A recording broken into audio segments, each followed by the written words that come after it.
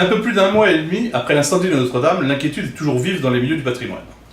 Loin de tenir compte des conseils des spécialistes, le ministre de la Culture, sous les ordres d'Emmanuel Macron, a poursuivi sa marche en avant.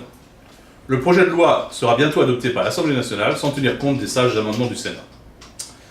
Mais la bataille ne fait que commencer. Elle sera longue et jamais les termes de journalisme, d'investigation et d'opinion ne seront davantage mérités pour la tribune de l'art. En réalité, le drame de l'incendie de Notre-Dame contient en germe tous les problèmes du patrimoine français.